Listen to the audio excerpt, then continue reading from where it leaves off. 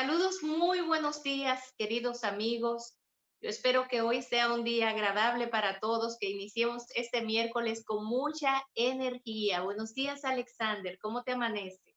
Hola, hola, ¿qué tal, compañera? Buen día, ¿cómo están las cosas? Bueno, la ¿Cómo lluvia, marcha el país? mucha lluvia, una onda tropical ha provocado grandes aguaceros en el territorio nacional, en varias partes del país. Ha Oye, llovido a cántaros. Luis, Luis ha iniciado con buen pie porque lo han bautizado, porque este año Sí. ha caído agua. Sí, es cierto, ha caído mucha agua.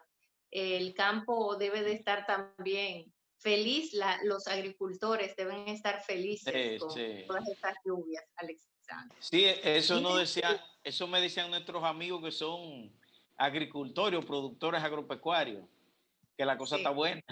Brito, ajá, Brito está bollante.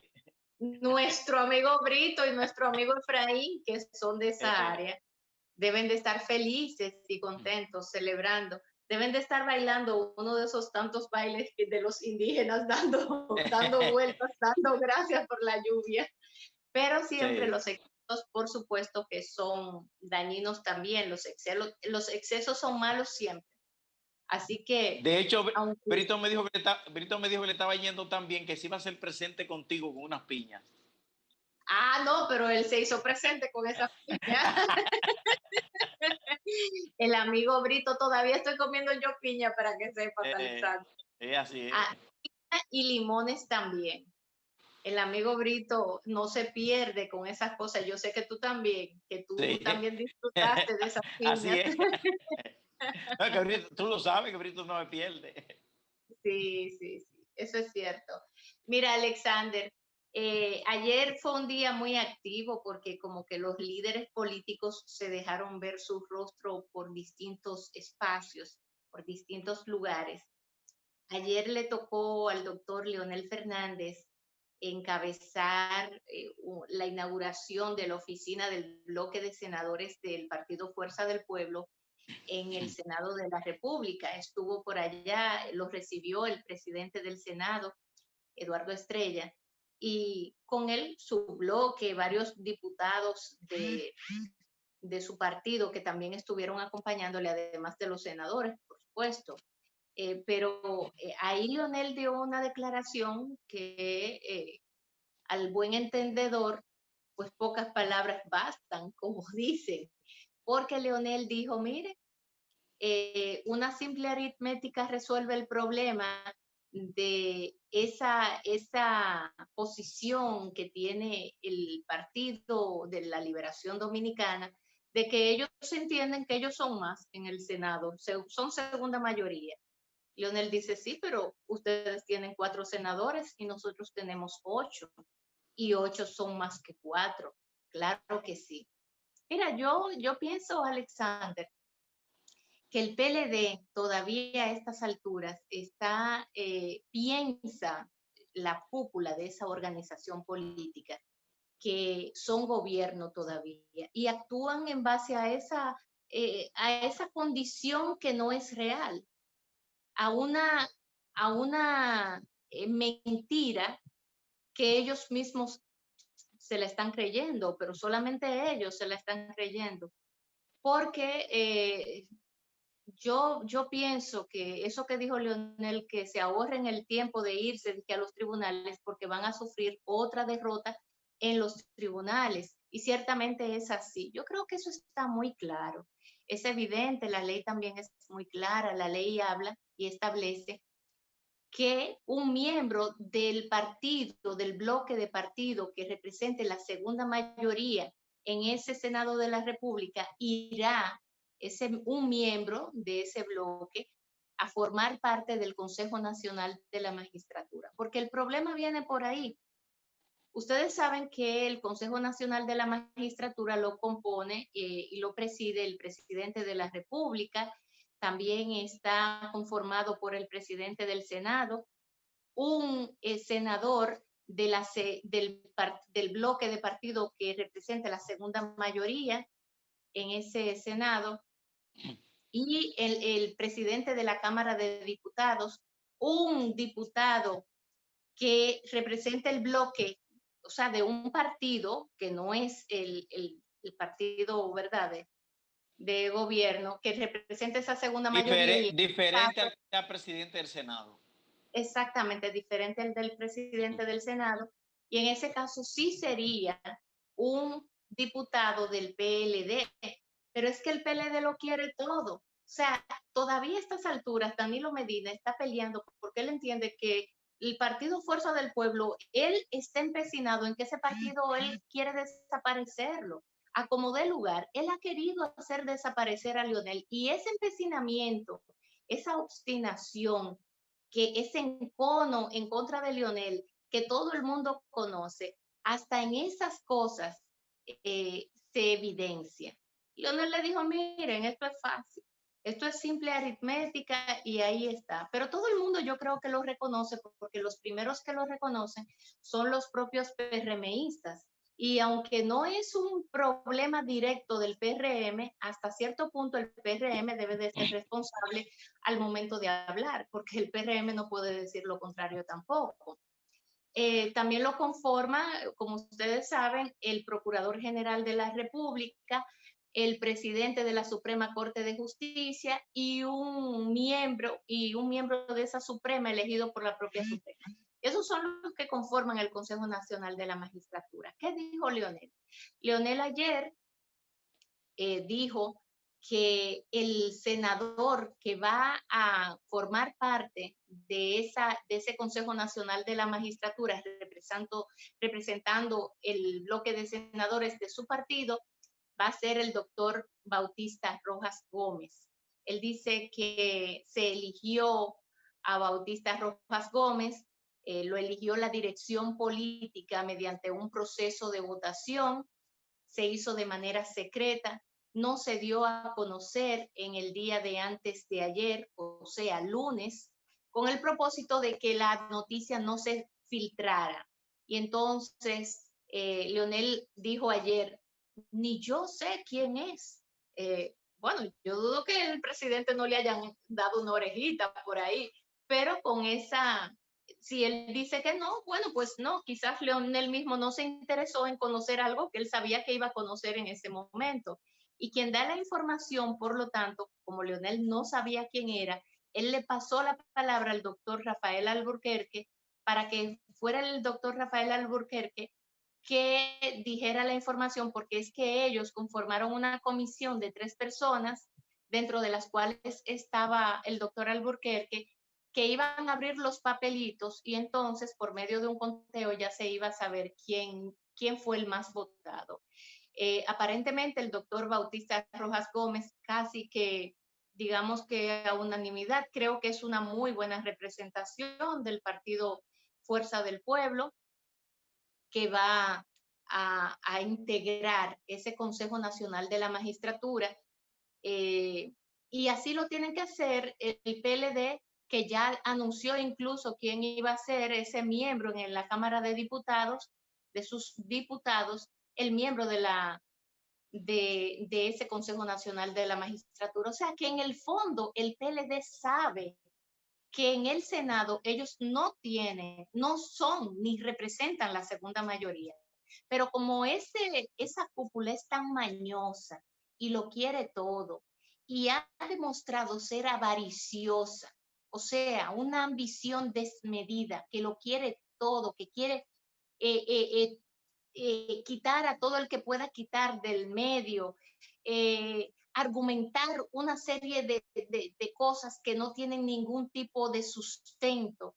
Y la verdad es que hasta da cierta sensación esa cúpula de, de ser personas muy mezquinas, y la sociedad es la que al final ya le pasa factura y los conoce, porque ellos mismos se han dejado ver el refajo, Alexander. Mira, Lindsay, yo pienso que lo importante es que las 3 principales fuerzas políticas del país están representadas en el Consejo Nacional de la Magistratura. Así es. El PRM, que es el partido mayoritario, tiene una mayoría significativa. El PLD tiene uno y la Fuerza del Pueblo tiene otro. Vi que el Colegio de Abogados está impugnando a la que escogió el Consejo del Poder Judicial. No conozco las razones por las cuales el Colegio de Abogados la está impugnando. Pero lo importante es que las tres principales fuerzas del país están representadas. Y por vía de consecuencia, los órganos del Estado serán escogidos entre personas confiables. Porque como las tres fuerzas tienen representación, eso lleva a que haya una discusión de quiénes pudieran ir allí, quiénes pudieran ir, como se ha dado en el caso de la Junta Central Electoral. Y por vía de consecuencia, para mí lo importante es que están representados y que vamos a tener un Consejo Nacional de la Magistratura con una diversidad en su membresía. Y eso es importante, eso fortalece la democracia. Y se hará un mejor trabajo porque hay disenso. Y donde hay disenso, la gente, donde hay disenso, hay mayor posibilidad de que las cosas se hagan bien. Y por eso eso me gusta, esa parte me gusta, que el Consejo Nacional de la Magistratura tenga una diversidad ahí en su integración.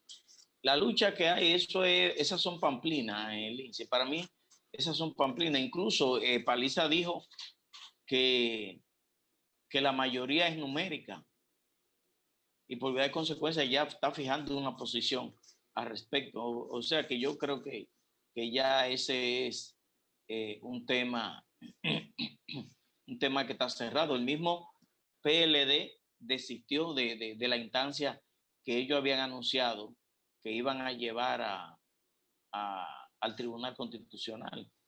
O sea que ya es un tema, Lindsay, cerrado, por vía de consecuencia. Y tendremos un nuevo Consejo Nacional de la Magistratura, que yo no sé, todavía no ha sido convocado y no se sabe. Supongo que será para fin de año, como ya hay que cambiar a 6 jueces del Tribunal Constitucional que deben de asumir el 21 de enero, o creo que el 10 de enero, algo por ahí. O sea que ya eso será para diciembre o enero, supongo yo, la sesión del Consejo Nacional de la Magistratura. Mira, y tú sabes que me gustó mucho lo que dijo Leonel, refiriéndose a la vez que él fue al Congreso, frente al Congreso, y a un tanto protestar porque se respetara la Constitución de la República, a demandar a los legisladores, dice él, recordando aquel momento. Aquella vez no me dejaron entrar, pero esta vez heme aquí sentado en el Congreso de la República compartiendo con todos ustedes, un poco diciendo, las cosas van cambiando, las cosas están cambiando, hay mayor democracia y eso es bueno. Y qué bien que Leonel reconozca y lo haga con tanta, con ese manejo tan sabio de las palabras del doctor Leonel Fernández, porque luego de él inaugurar la oficina del bloque de senadores, él pasó a visitar a Pacheco, el presidente de la Cámara de Diputados, y fue recibido, ya tú sabes, por todo lo alto, una camaradería, una conversación muy agradable, todo el mundo. Señores, esa es la democracia real, esa es la verdadera política, porque el hecho de que yo pueda disentir de ti en algún aspecto, en algún tema o posición, eso no significa que nosotros tenemos que ser enemigos, claro que no. Simple y llanamente tú tienes una visión y una posición completamente distinta a la que yo entiendo. Y eso no significa que yo deba de odiarte o en otro caso, trabajar en tu contra o hacer cosas en tu contra. La democracia no es eso. La democracia justamente, la tolerancia, el respeto a disentir, el disentir del otro, eso es algo que es parte de lo que es la democracia. Entonces, Leonel ahí lo decía, mire, yo incluso voy a ver si encuentro esa parte, que dice, bueno, en el país se ha demostrado que hay pluralidad y respeto a las libertades y que se han superado cosas del pasado que amenazaban la democracia nacional. Entonces, yo creo que cuando él hace ese recordatorio y lo compara con este momento tan hermoso que se vivió en el día de ayer en el Congreso de la República, donde allí en la Cámara de Diputados y en el propio Senado de la República está esas dos bancadas representadas por todos los partidos políticos o los partidos mayoritarios y otros minoritarios, como es el caso de la Cámara de Diputados. Y Leonel estuvo allí con todos ellos porque estuvieron todos los voceros de todos los partidos. En ese encuentro. Y es hermosísimo poder decir que nuestros políticos se están reuniendo, están debatiendo ideas bajo el marco del respeto y la tolerancia, como debe y debió ser siempre, Alexander. Cuánto nivel, cuánta altura, y eso hay que reconocerlo en las nuevas autoridades, en los que están ahí en esa Cámara de Diputados, en ese Senado de la República, donde todo aquello se está respetando. Y también se da el abrazo, ¿cómo no? Y se puede uno sentar y beberse el café y discutir las políticas, las altas políticas, los grandes temas que preocupan a la nación y que afectan a la nación y que son ellos los políticos los que tienen mayor responsabilidad y sobre todo esos políticos que tienen algún tipo de poder, los que están llamados a llevar a cabo esas transformaciones y esos cambios que necesita la nación. Y por lo tanto, para eso se necesita la discusión bajo el marco del respeto y la tolerancia, como fue lo que se pudo exhibir y nosotros captar a través de las cámaras, ese encuentro entre políticos de las distintas fuerzas políticas de nuestro país, Alexander. Bueno, yo el único lo que yo creo es que este país estuvo gobernado por una persona que no estuvo, que no tenía las condiciones para ser un jefe de Estado. Y como no tenía las condiciones para ser un jefe de Estado, no entendió lo que era la democracia y por eso torpedeaba ese tipo de actividades que son normales en todos los países, que son normales en todos los países democráticos. Bueno, así.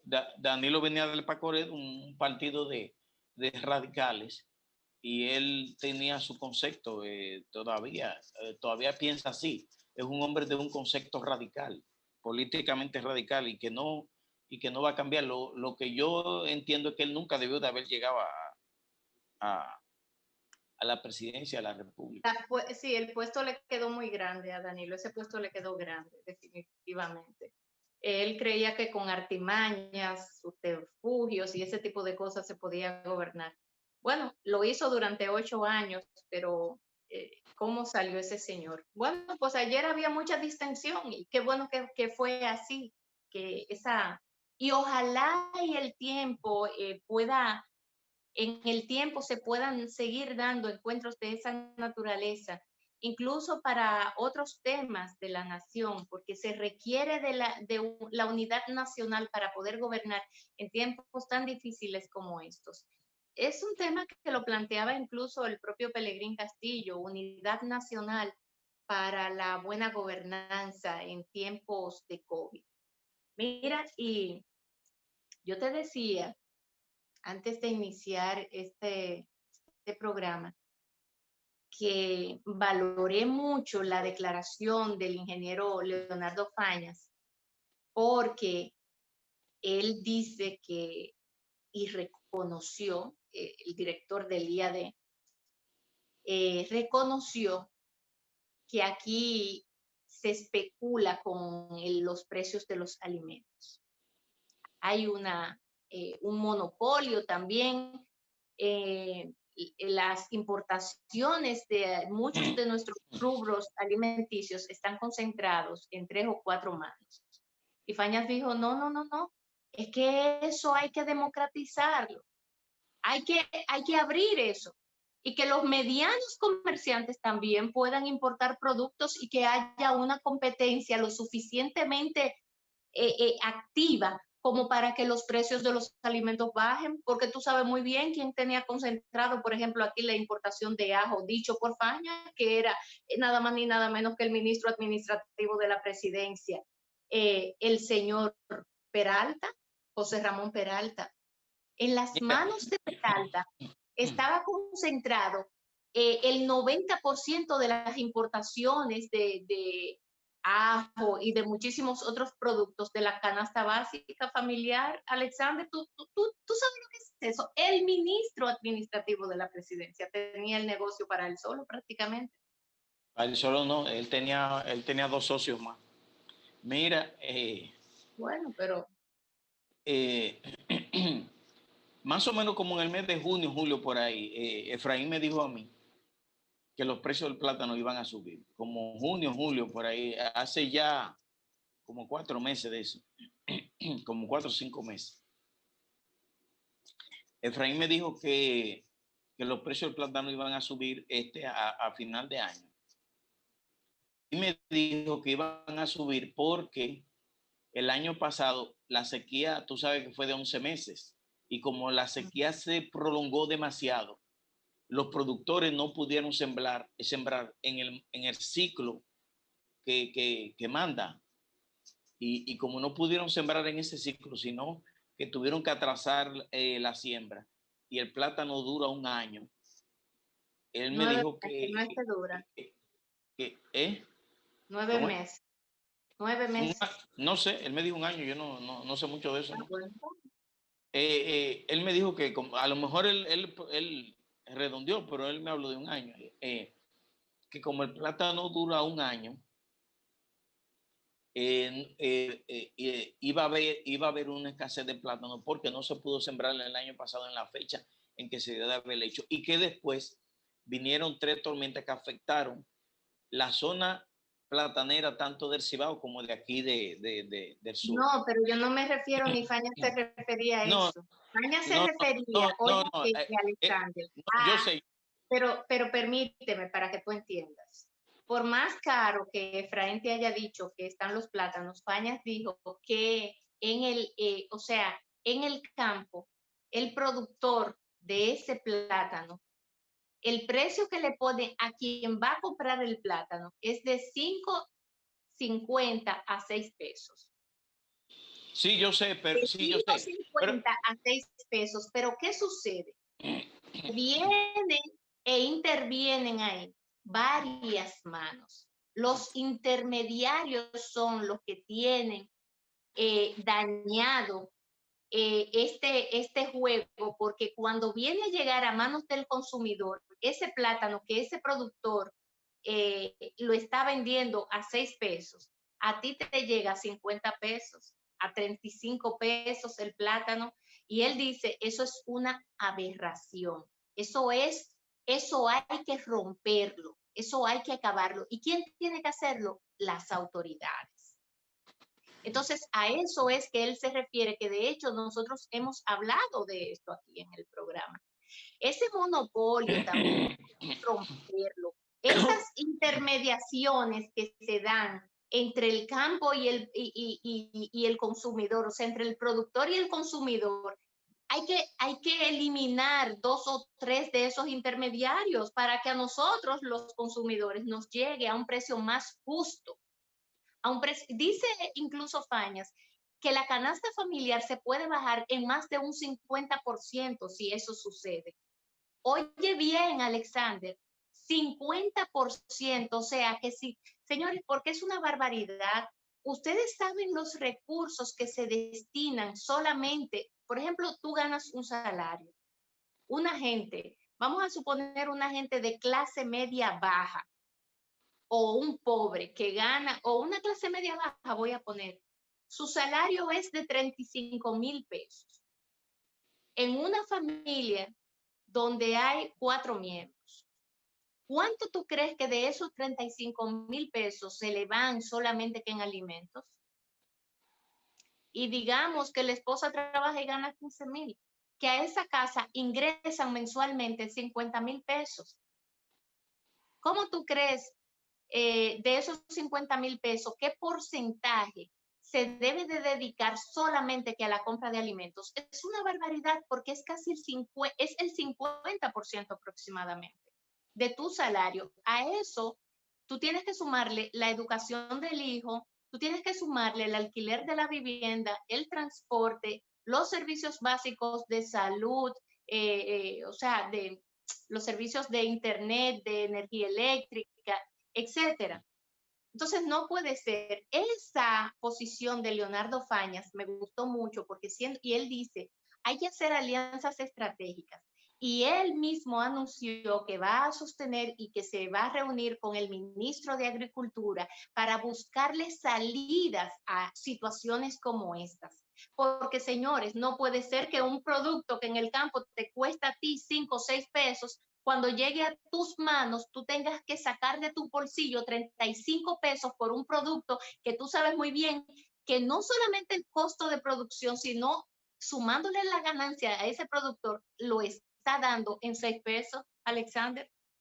Eso es una barbaridad. Sí, sí, sí. Pero vimos que el ministro de Agricultura estuvo presionando a una estabilización de los precios porque dispuso la venta de plátano, huevo y otros rublos más en unos camiones que andaban por las calles, en los Sí, barrios. pero eso no, la clase media no le toca. Eso no soluciona el problema. Eso no soluciona el problema. Los Sí. alimentos siguen estando caros, por eso es que Fañas dice que el gobierno se está enfocando en hacer las cosas o pretende hacer las cosas, por lo menos vemos funcionarios que conocen y yo dije, bueno, mira, nosotros que hemos entrevistado al ingeniero Fañas en otras oportunidades, sabemos que es un hombre que conoce del tema, es un conocedor, no es un advenedizo cualquiera, no, es una persona que conoce el campo y sabe cuáles son los problemas, no solo el campo, sino toda la menuética, las cosas, cómo es que se mueven. Entonces, el ser tan transparente al momento de hablar, estamos hablando de un funcionario de primera categoría en el gobierno en esa área, pues eso de algún modo siembra esperanza porque estamos viendo que quienes están al frente de la toma de decisiones y de actuar están conscientes de cuál es la situación y cuál es el problema y él se ha ido justamente a la raíz del problema. La eliminación de esos monopolios de importadores de productos de la canasta básica familiar. Eso es importante, que se rompa con ese monopolio, que se democratice y que se abra tanto que puedan ingresar cientos de importadores de productos para que en esa competencia se cree la condición de que los productos bajen mucho más. Porque una competencia es lo que eso, la competencia y el que haya un abanico de posibilidades de distintos suplidores es lo que hace que los precios no se puede especular con ellos. Y por eso es que ese planteamiento yo lo veo más que interesante, el planteamiento que hace Leonardo Fañas, Alexander. Sí, mira, Lindsay, por otro lado, el Banco Central anunció que se proyecta ya una recuperación bastante óptima de la economía. Por ejemplo, en el mes de septiembre, más de 10,000 extranjeros vinieron al país, de turistas extranjeros vinieron al país. Y en lo que va de este mes de octubre, la cifra supera los 21,486 turistas. Y el Ministerio de Turismo firmó un acuerdo con el Canadá para darle facilidades a los turistas canadienses. Hay que decir también que a los turistas el gobierno dominicano le va a proteger con un seguro de salud. Por si acaso alguno se enferma y contrae el virus o cualquier cosa, esos turistas tendrán un seguro que responderá en una situación de emergencia de ese tipo. Y el hecho de que hayan venido 10,000 y pico de turistas el mes pasado y que en este ya va por 21,000, casi 21,500. Eso significa que la economía dominicana lleva un buen nivel de recuperación.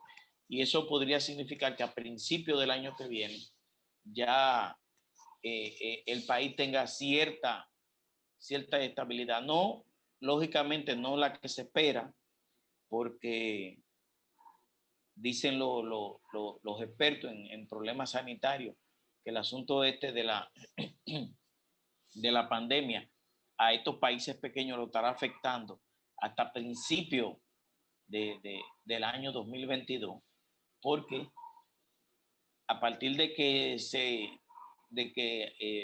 llegue la vacuna aquí al país, se empezará a vacunar a los ancianos y a las personas que tienen patologías ya persistentes y después a los adultos y ya finalmente a los jóvenes. Y los jóvenes serán para el primer trimestre del año 2022 que serán vacunados, lo que significa que poco a poco iremos superando el asunto de la pandemia y podremos en un tiempo relativamente corto recuperarnos y recuperar la economía que bastante embate ha sufrido con esta cuestión. Lindsay, yo no sé si tú comentaste ayer la noticia esta No, de pero que... mira, siguiendo con este tema, te quiero puntualizar, porque es bueno también que la gente lo sepa esto, que a nivel mundial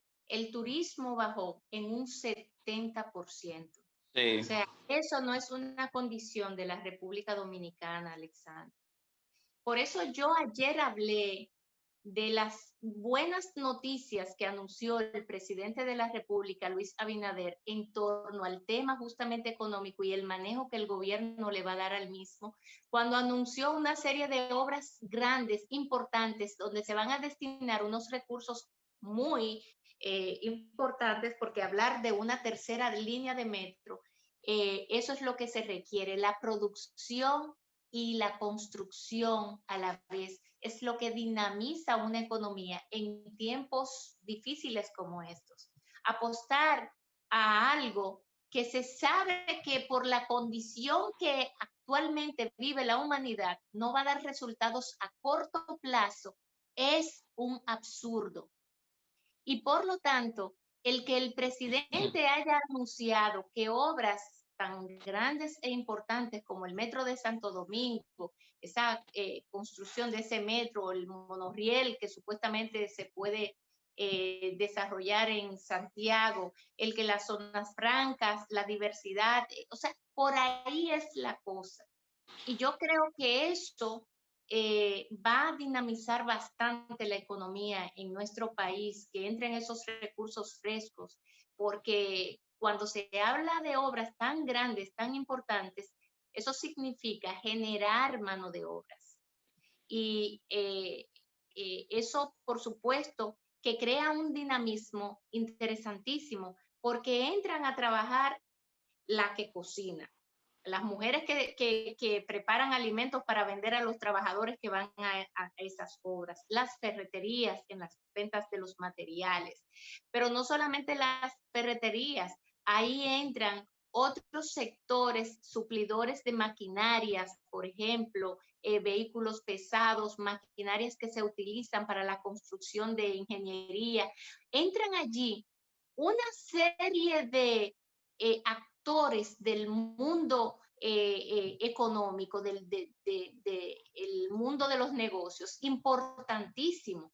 Y por lo tanto, Eso es lo que, cuando se habla de dinamismo económico, a eso se refiere, porque ahí empieza desde arriba y se va ampliando, ampliando, ampliando, hasta, hasta el chiripero se la busca, porque hay gente que están cobrando semanalmente y por lo tanto la gente tiene capacidad de compra y se da esa dinámica dentro de ese ambiente, que es lo que nosotros desde aquí hemos estado pidiendo a gritos y aparentemente el presidente Luis Abinader, por algún motivo, tomó también esta decisión conjuntamente con sus ministros, porque él anunciaba varias obras, varios proyectos importantes que se van a seguir desarrollando.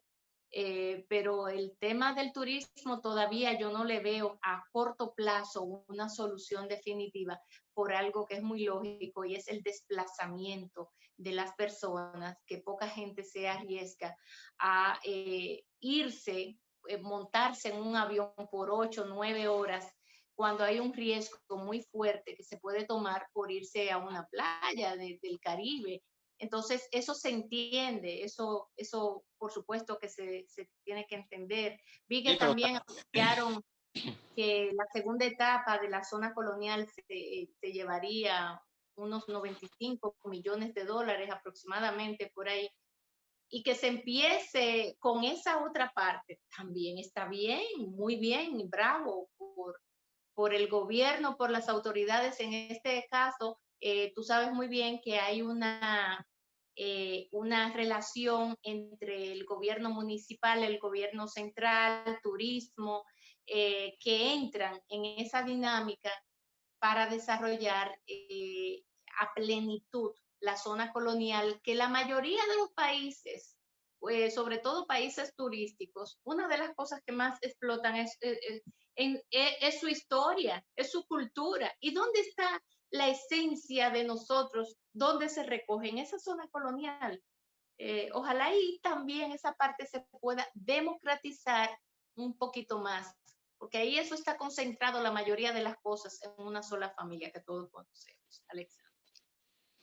sí, sí, pero el turismo lleva un desarrollo exponencial, pese a eso que tú dices, lleva un desarrollo exponencial. Estamos hablando que tuvo 10,000 y pico de turistas en septiembre y ya en octubre, en lo que lleva de octubre, va bastante alto. Mira, déjame decirte que el voto por correo en Estados Unidos está bastante formidable. Más del, oye, ya ha votado más del 50% en relación a la cantidad de votantes del año de las Del elecciones pasadas. 2016. Ajá, ya más del 50% ha votado por correo.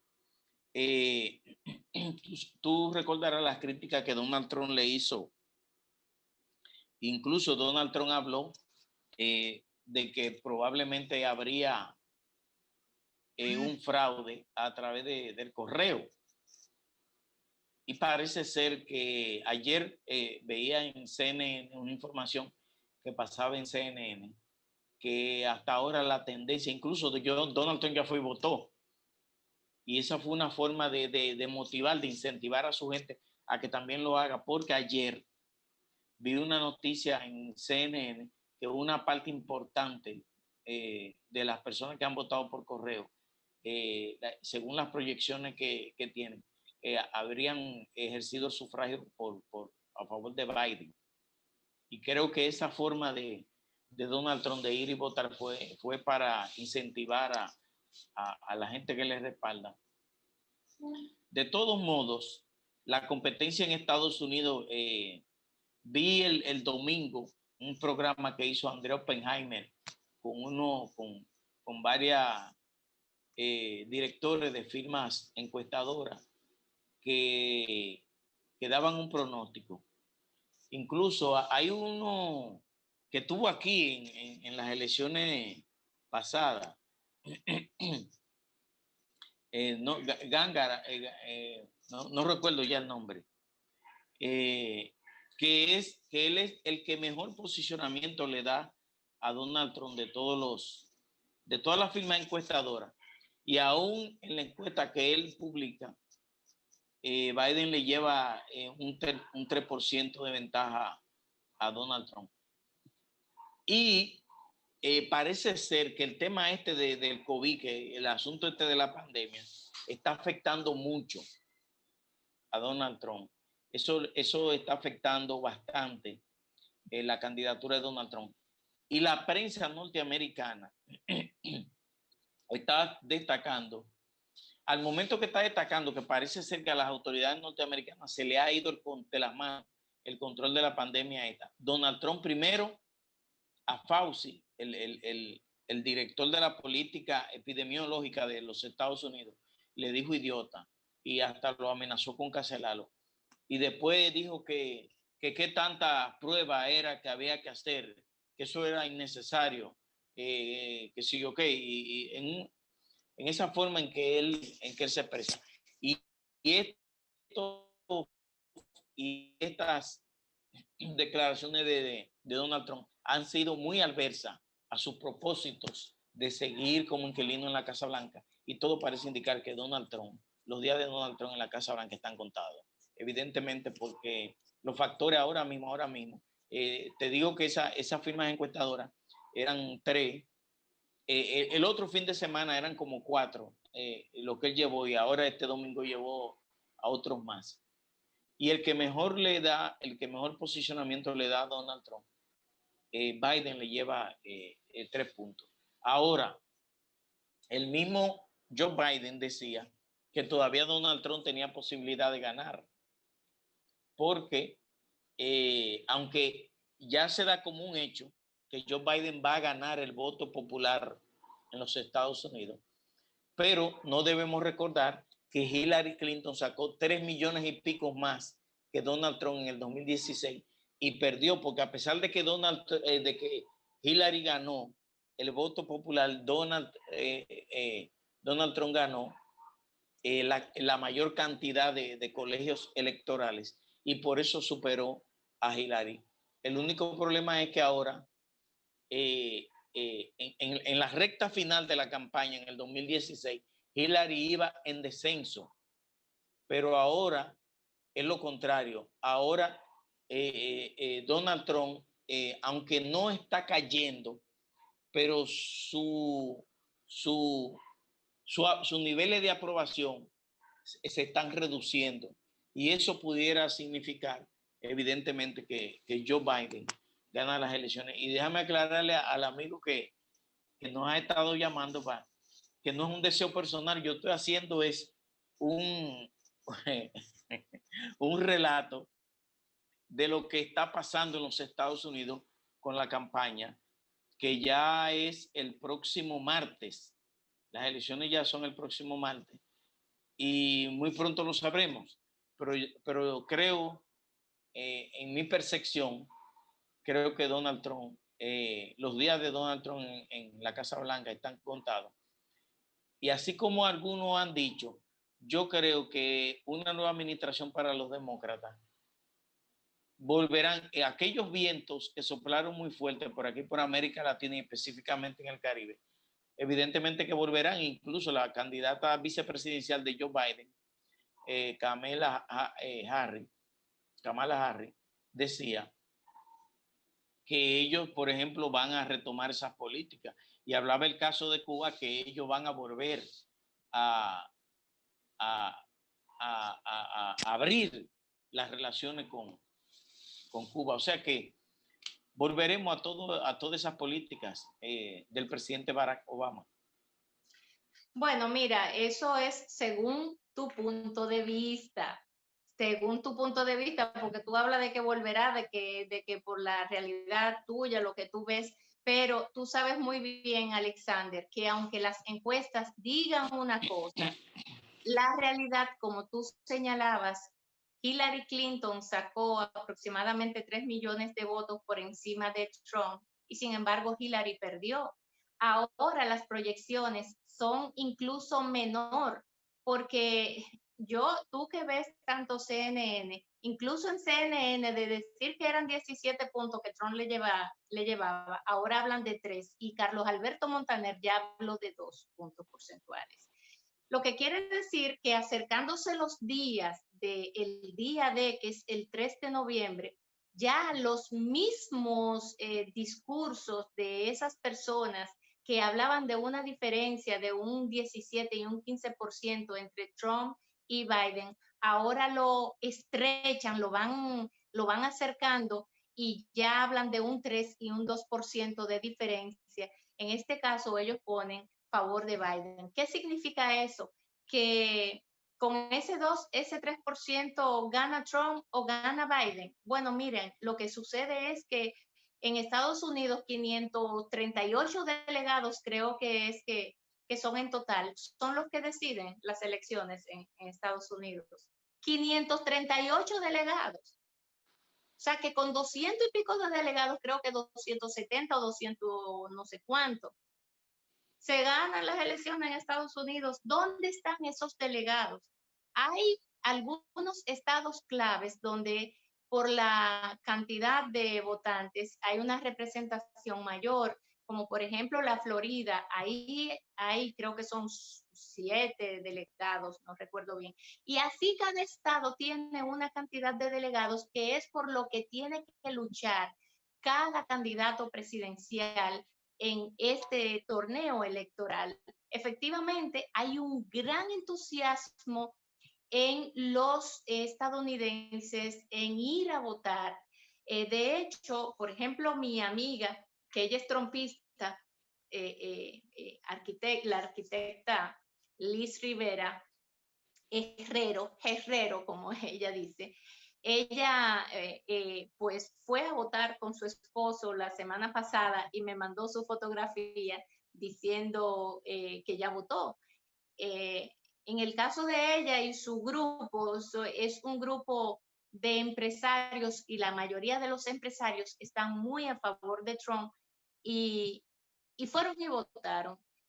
Así muchísima gente fue y votó por Biden, por Trump, por quien tú entiendas, pero la realidad es que hay que ver cómo están los números en cuanto a delegados. Y esto no se va a saber tan fácil. Por ahora todavía eso no es tan fácil de conocer hasta que no llegue este próximo 3 de noviembre. En horas ya, quizás a esta hora vamos a saber quién es el presidente de los Estados. Digo, a esta hora no, ya en horas de la noche de Sí, ese 3 de noviembre, ¿no? Son las 8 de la mañana, son las 8 y pico de la mañana de, yo no, digo, lo que te iba a del decir 3 que a esta hora es que empieza el proceso, pero empieza que el ya a las proceso, 8 de la noche, ya se va a saber, o por lo menos a las 8 de la noche se va a empezar ese sí, hay conteo, ese una dinamismo, esa tendencia. cosa. Sí, la tendencia va a empezar y por ahí uno más o menos se va a dar cuenta, pero tú sabes lo que sucede con eso, Alexander, que hay muchas personas en República Dominicana que ahora están muy, muy interesadas en las elecciones de Estados Unidos. ¿Por qué? Porque hay muchas cosas en riesgo. Eh, y lo que está en riesgo es, bueno, ¿qué ha pasado con los gobiernos demócratas versus los gobiernos republicanos en países como estos, donde los demócratas entran demasiado la cuchareta en problemas internos? Y yo que no soy ni demócrata ni republicana, y de hecho me he tendenciado muchísimas veces más por los demócratas, en esta ocasión yo estoy viendo muy al margen y viendo la realidad de que efectivamente cuando Obama, aquí en República Dominicana nos mandaron incluso a un homosexual para presidir y representar el gobierno norteamericano en nuestro país y le hizo mucho daño al país. ¿Por qué? A la Porque imagen de Estados él se dedicó a promover la agenda LGTB, todo lo que tiene que ver con la homosexualidad, del matrimonio gay, la no sé qué. Y yo, como no estoy de acuerdo con Unidos. ninguna de esas agendas, yo no puedo estar a favor de ese tipo de personas que entienden que la aberración es parte de un sistema político, de la tendencia que sea. Y yo creo que eso no debe de ser así, Alexander. Mira, tenemos que pausar. Sí, sí. Vamos a hacer la pausa porque el tiempo se nos No, ha ido. pero ya vamos a terminar porque ya nada más nos quedan 9 minutos. Tenemos que pausar porque tenemos compromisos comerciales, Alexander. Tenemos que pausar.